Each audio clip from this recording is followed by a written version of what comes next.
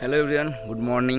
অনেক দিন পর, আজ প্রায় 2 মাস হয়ে গেল আমার নেপাল রাইডের থার্ড এপিসোড আপলোড হয়ে রয়ে গিয়েছে।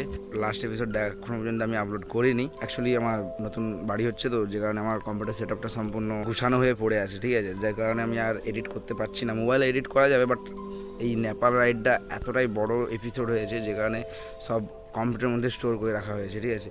তো এনিওয়েজ, এখন নেপাল রাইড থেকে আসার পরে যেভাবে ফাটকা লেগেছে আমার, এই এত রাইড করেছি জীবনে, এতগুলো রাইড করেছি, তার মধ্যে এতগুলো ফাটকা, মানে এত ফাটকা এই ফার্স্ট টাইম লেগেছে।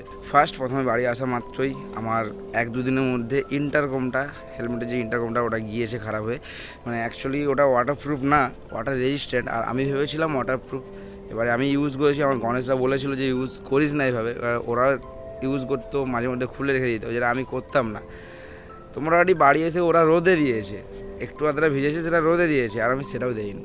বাস 2-3 দিন পর অটোমেটিক এটা ফুলে খারাপ হয়ে গিয়েছে। 3,500 টাকার ফাটকা ইন্টারকমটাতে চলে গেল। আবার একটা নিতে হবে ইন্টারকম, নাহলে রাইডে একটু অসুবিধা হয়। ইন্টারকমটা সত্যিই অনেক আমার কাজে লেগেছে, তো পয়সা অর্থে ইউজ করে নিয়েছি আমি 1.5 বছর, কিন্তু গণেশ তো এর থেকে বেশি ইউজ করেছে, তাই আমার আফসোসটা বেশি হচ্ছে।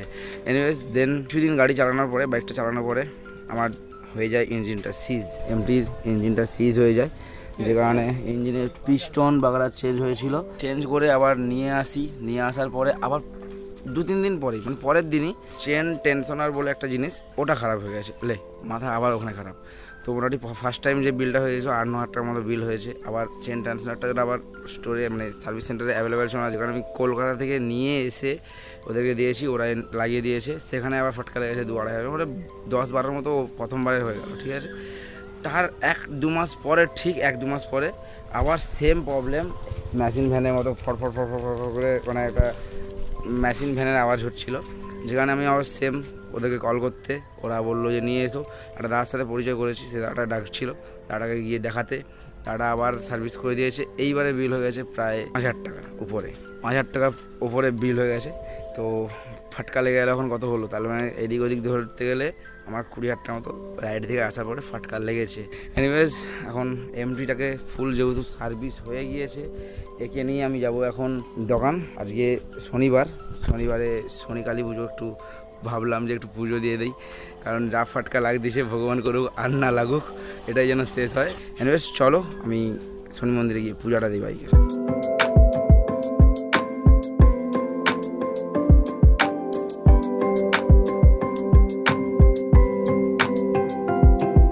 পূজা দেওয়া কমপ্লিট হলো ফাইনালি।